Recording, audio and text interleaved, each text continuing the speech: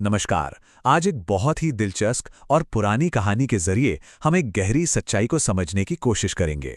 ये एक ऐसी कहानी है जो हमें भाग्य, किस्मत और नियति के बारे में बहुत कुछ सिखाती है।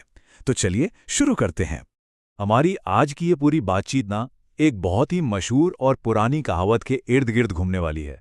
ये एक ऐसी कहावत है जिसे हमने शायद कई बार सुना तो है, पर क्या हम इसके पीछे की कहानी और इसका असली मतलब जानते हैं? जी हाँ, यही वो कहावत है। दाने दाने पर लिखा है खाने वाले का नाम। सुनने में कितनी काव्यात्मक और दार्शनिक सी लगती है ना। ऐसा लगता है मानो हर चीज का अंजाम पहले से ही तय है। लेकिन इस पुरानी कहावत का असल में मतलब क्या है? क्या इसका मतलब ये है कि हमारी कोशिशों का कोई मोल ही नहीं? इस सवाल का जवाब हमें एक छोटी सी कहानी से मिलता है। चलिए उस कहानी पर एक नजर डालते हैं। तो ये कहानी है एक अकेली मछली के सफर की। एक ऐसी यात्रा जिसमें वो एक के बाद एक कई हाथों से गुजरती है और हर कोई यही सोचता है कि अब ये मछली उसकी है। तो होता यूं है कि एक काली बिल्ली नदी किनारे पानी पीने जाती है और किस्मत देखिए, उसे वहां एक मछली मिल जाती है। बिल्ली तो बहुत खुश हो जाती है ये सोचकर कि आज तो बढ़िया दावत होगी, और बस मछली को मुंह में दबाकर अपने घर की ओर चल देती है। लेकिन उसकी ये खुशी ज्यादा देर टिक नहीं पाती। रास्ते में उसे एक खतरनाक कुत्ता मिल जाता है जो जाहिर है बिल्ली से ज्यादा ताकतवर था। वो झपटकर बिल्ली से मछली छीन लेता है। बेचारी बिल्ली बस देखती रह जाती है और कुत्ता मछली लेकर आगे बढ़ जाता है। अब कुत्ते की बारी थी खुश होने की, पर कहानी यहां भी नहीं रुकी। उसकी खुशी भी बस पल भर की थी। सामने से एक चालाक लोमड़ी तेजी से आती है और एक झपट्टा मारकर कुत्ते के मुंह से मछली छीनकर भाग जाती है। तो इस बार ताकत पर चालाकी भारी पड़ गई। लोमड़ी उस मछली को लेकर घने जंगल में चली गई। वो उसे खाने ही वाली थी कि तभी वहां जंगल का राजा यानी एक शेर आ गया। अब शेर को देखते ही लोमड़ी की तो सारी चालाकी धरी के धरी रह गई और वो डर के मारे मछली वहीं छोड़कर 9-2-11 हो गई।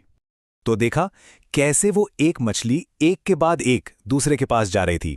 बिल्ली से कुत्ते के पास, कुत्ते से लोमड़ी के पास और फिर लोमड़ी से शेर के पास। ऐसा लग रहा था मानो इस मछली का कोई मालिक ही नहीं है। तो सवाल अब भी वही है, आखिर इस मछली को खाएगा कौन? ये तो अधिकार की एक अजीब सी चेन बन गई थी। पहले बिल्ली जिसे मछली किस्मत से मिली, फिर आया कुत्ता जिसने उसे अपनी ताकत से छीना, उसके बाद लोमड़ी ने अपनी चालाकी का इस्तेमाल किया और आखिर में शेर ने अपनी शक्ति से उसे हासिल कर लिया। मतलब हर किसी ने अपने अपने तरीके से उसे पाया, लेकिन असली हकदार कौन था, ये अभी भी एक सवाल था। अब शेर ने मछली को देखा तो उस पर काफी मिट्टी लगी हुई थी। भाई जंगल का राजा भला गंदी मछली कैसे खाता? तो उसने सोचा कि इसे नदी पर ले जाकर धो लेता हूं, और बस यही एक छोटा सा फैसला कहानी का रुख पूरी तरह से बदल देता है।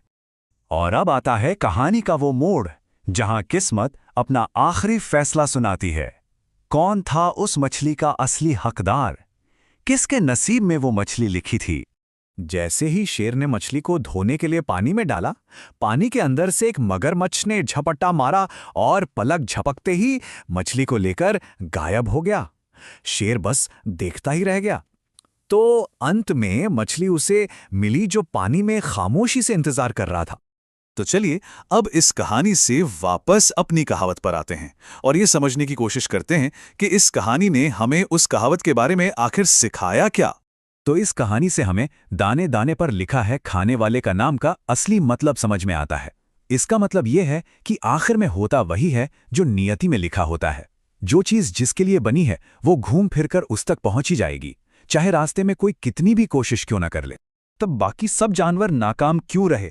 सोचिए, बिल्ली की अच्छी किस्मत उसका साथ नहीं दे पाई, कुत्ते की ताकत काम ना आई, लोमड़ी की चालाकी भी बेकार गई, और यहां तक कि जंगल के राजा शेर की शक्ति भी उस मछली को अपने पास नहीं रख सकी।